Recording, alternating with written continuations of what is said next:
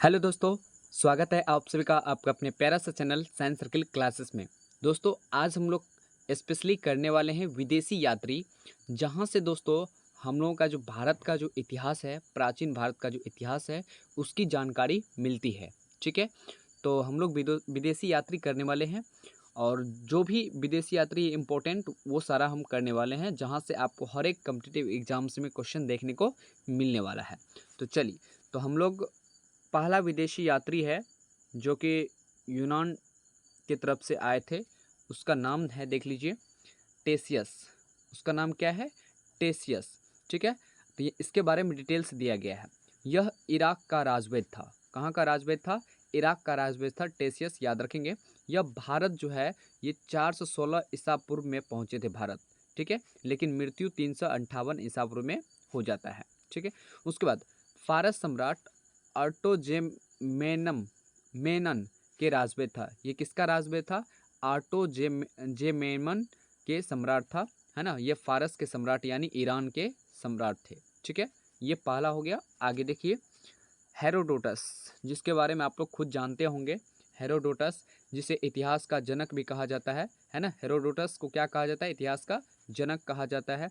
इसके महत्वपूर्ण पुस्तक क्या है? हिस्टोरिका, है ना। हिस्टोरिका पुस्तक के लेखक हेरोडोटस को कहा जाता है। और इस पुस्तक में भारत और फारस के बीच वर्णन, है ना, भारत और फारस देश के वर्णन इसमें किया गया है। ठीक है, आगे देख लीजिए, क्वेश्चन नंबर 3 देख लीजिए। सॉरी, 3 नहीं, क्वेश्चन नहीं।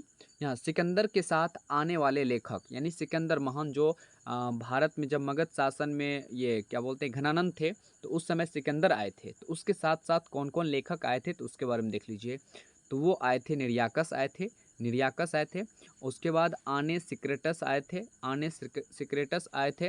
उसके बाद अरिस्टोबुलस आए थे। ये तीनों लेखक आए थे, है ना। इसके साथ जो है ना एक थल सेना प्रमुख था, उसका नाम था सेल्यूकस निकेटर। उसका नाम क्या था? सेल्यूकस निकेटर था। ठीक है, निर्याकस था, ये जल सेनापति था सिकंदर का। चलिए आगे देख लीजिए। आगे है क्वेश्चन नंबर 4, मेगास्थनीज, जो कि बहुत ही महत्वपूर्ण क्वेश्चन यहाँ से बनेगा। ये मेगास्थनीज जो है ये सेल्यूकस निकेटर का राजदूत थे, है ना। मेगास्थनीज सेल्यूकस निकेटर के राजदूत थे। ये चंद्रगुप्त मौर्य के दरबार में आए थे। किसके दरबार में आए थे? चंद्रगुप्त मौर्य के दरबार में आए थे। बहुत ही शानदार क्वेश्चन यहाँ से बनेगा। और इसके पुस्तक का नाम, महत्वपूर्ण पुस्तक है इंडिका, है ना। इंडिका पुस्तक के लेखक मेगास्थनीज है। और इस पुस्तक में मौर्य युगीन समाज की चर्चा है। मौर्य युगीन समाज की चर्चा इंडिका पुस्तक में है। ठीक है, ये बहुत इंपॉर्टेंट क्वेश्चन यहाँ से बनेगा। आगे देखिए, क्वेश्चन नंबर, देखिए बार बार क्वेश्चन है ना मुंह में आ जाता है। चलिए 5 नंबर देख लीजिए, डायमेकस। डायमेकस कौन था? तो ये सीरिया नरेश अंत्योकस का राजदूत था। किसका था? अंत्योकस राजदूत था। बहुत ही महत्वपूर्ण क्वेश्चन यहाँ से बनेगा। ये किसके दरबार में भारत आया था? तो ये बिंदुसार, है ना। चंद्रगुप्त मौर्य के शासक थे बिंदुसार, इसी के दरबार में जो है ना भारत ये आए थे। मौर्य युगीन समाज का ये इसमें भी चर्चा किया गया है, डायमेकस। ठीक है, इन्होंने भी किया है। आगे देखिए, डायनोसियस, बहुत ही महत्वपूर्ण है डायनोसियस। ठीक है, यह मिस्र नरेश फिलाडेल्फस का राजदूत था। किसका राजदूत था? फिलाडेल्फस का राजदूत था। ये किसके दरबार में आए थे? तो अशोक, सम्राट अशोक, जो कि चंद्रगुप्त मौर्य के राजा थे, सम्राट अशोक, इसके दरबार में डायनोसियस आए थे। और बिंदुसार के दरबार में कौन आए थे? डायमेकस आए थे, ध्यान रखेंगे। उसके बाद देखिए टॉलमी। टॉलमी ये लेखक है, इसके द्वारा कौन सी पुस्तक लिखा गया है? भारत का भूगोल लिखा गया है। यहाँ से भी अपने भारत का इतिहास के बारे में जानकारी मिलती है ना। उसके बाद प्लानी देख लीजिए, प्लानी के द्वारा लिखा गया पुस्तक है नेचुरल हिस्ट्री।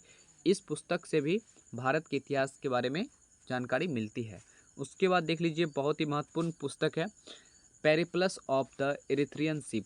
ये पुस्तक है ना। इस पुस्तक को कौन लिखा है अभी तक 100% फैक्ट जानकारी नहीं प्राप्त हुआ है, तो इसलिए इसका जो लेखक हो जाएगा वो अननोन पर्सन हो जाएगा।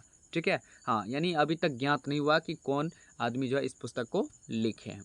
आगे देखिए, चीनी यात्री, हम लोग अब समझेंगे। चीनी यात्री में पहला हो गया फाह्यान। पहला कौन हो गया? फाह्यान। यह चीनी यात्री थे। ठीक है, ये किसके शासनकाल में भारत आते हैं? तो गुप्त वंश का शासक कौन था? चंद्रगुप्त द्वितीय। चंद्रगुप्त द्वितीय के शासनकाल में ये भारत आते हैं। और ये खास करके भारत के किस क्षेत्र का वर्णन करते हैं? तो मध्य प्रदेश के समाज और संस्कृति का वर्णन करता है, ठीक है, फाहियान। और इसके महत्वपूर्ण पुस्तक देख लीजिए, इसके महत्वपूर्ण पुस्तक है फोक्यों की। इसके महत्वपूर्ण पुस्तक का नाम क्या है? फोक्यों की, है ना। भारत में ये लगभग कितने वर्ष तक रहा? 14 वर्ष तक रहा, ठीक है। आगे देखिए ह्वेनसांग। ह्वेनसांग जो कि बहुत ही यहाँ से महत्वपूर्ण क्वेश्चन बनेगा। ह्वेनसांग ये भी दोस्तों चीनी यात्री थे जो 629 ईस्वी में भारत के लिए प्रस्थान किया था। और ये किसके शासनकाल में भारत आया था? तो उत्तर भारत में हर्षवर्धन था और दक्षिण भारत में पुलकेशिन द्वितीय था, है ना। तो हर्षवर्धन के शासनकाल में ये भारत आते हैं ह्वेनसांग, ठीक है। और ये कितने वर्ष तक रहता है? 15 वर्ष तक भारत में रहते हैं। देखिए आगे इसके बारे में और लिखा गया है दोस्तों। ये जो है ना ह्वेनसांग बिहार के नालंदा विश्वविद्यालय में बौद्ध धर्म की शिक्षा ग्रहण की और इतना शिक्षा ग्रहण कर लिया कि उसी विश्वविद्यालय में अर्थात नालंदा विश्वविद्यालय में ही क्या चीज़ बन गए? शिक्षक भी बन गए। यानी छात्र के साथ साथ ये क्या बन गए? उसी विश्वविद्यालय में शिक्षक भी बन गए। कितना लकी है ह्वेनसांग, ठीक है। हाँ, और इसके पुस्तक का नाम है सीयू की। सीयू की पुस्तक किसका है? ये ह्वेनसांग का है। इसमें टोटल 138 देशों का वर्णन किया गया है ना, ह्वेनसांग के द्वारा। और इसी दोस्तों नीति का पंडित भी कहा जाता है। ह्वेनसांग को नीति का पंडित भी कहा जाता है। बहुत ही महत्वपूर्ण क्वेश्चन बनेगा और बार बार क्वेश्चन पूछा जाता है। एक ह्वेनसांग जब उस विश्वविद्यालय में छात्र रहते हैं तो उस समय उस विश्वविद्यालय के कुलपति कौन थे? तो आचार्य शिलभद्र थे। कौन थे? आचार्य शिलभद्र थे, नालंदा विश्वविद्यालय। अच्छा, नालंदा विश्वविद्यालय की स्थापना किसने किया? आप लोग कमेंट सेक्शन में बताइएगा। नालंदा विश्वविद्यालय की स्थापना किसने किया? कमेंट सेक्शन में बताइए। और ये नालंदा विश्वविद्यालय जो है बौद्ध दर्शन के लिए प्रसिद्ध है ना। बौद्ध धर्म के लिए यानी बौद्ध दर्शन के लिए जगह विश्वविद्यालय फेमस है। आगे देखिए, आगे है संयुगन। यह भी दोस्तों ये चीनी यात्री है जो कि 518 ईस्वी में भारत आया था और बौद्ध धर्म की शिक्षा प्राप्त करता है ना। ये सब ज़्यादा इम्पोर्टेंट नहीं है। इत्सिंग यह चीनी यात्री थे और त्रिपिटक में जो दोस्तों यहाँ से जो है त्रिपिटक को जो है ना लेके चल जाता है चीन। और ये विक्रमशिला विश्वविद्यालय और नालंदा विश्वविद्यालय का भी वर्णन करता है। आगे देखिए अरबी लेखक में देख लीजिए अल बरूनी, है ना। यह मोहम्मद गजनवी के साथ भारत आते हैं। अल बरूनी, है ना। बहुत ही महत्वपूर्ण यहाँ से क्वेश्चन बनेगा। और यह कहाँ के रहने वाले थे? ख्वारिज्म, है ना। आधुनिक नाम उसका यानी वर्तमान में क्या है? तुर्कमेनिस्तान का ये निवासी थे। आगे देखिए इसका और इसके बारे में डिटेल दिया गया है ना, पुस्तक के बारे में। तो इसके पुस्तक का नाम है किताब उल हिंद। इसी का दूसरा नाम है तहकीक ए हिंद। हिंदी में कहेंगे तो भारत की खोज। ये पुस्तक बहुत बार एग्जाम में क्वेश्चन पूछा भी गया है। उसके बाद देख लीजिए आगे है इब्न बतूता। बहुत ही महत्वपूर्ण क्वेश्चन बनेगा। सबसे ज़्यादा सवाल जो है ये कहाँ के निवासी थे? तो मोरक्को के निवासी थे। इब्न बतूता मोरक्को के निवासी थे। ये किसके शासनकाल में भारत आए थे? तो मोहम्मद बिन तुगलक के शासनकाल में भारत आए थे 1333 ईस्वी में, याद रखिएगा। इसके पुस्तक का नाम है रेहला। बहुत ही महत्वपूर्ण पुस्तक है जो कि अरबी भाषा में लिखा गया है। कौन भाषा में? अरबी भाषा में लिखा गया है। और मोहम्मद बिन तुगलक, MBT मतलब मोहम्मद बिन तुगलक ने इसे दिल्ली का काजी या न्यायाधीश नियुक्त किया था। बहुत ही महत्वपूर्ण क्वेश्चन है। आगे देखिए, आगे है तारानाथ। बहुत ही शानदार प्रश्न है ये।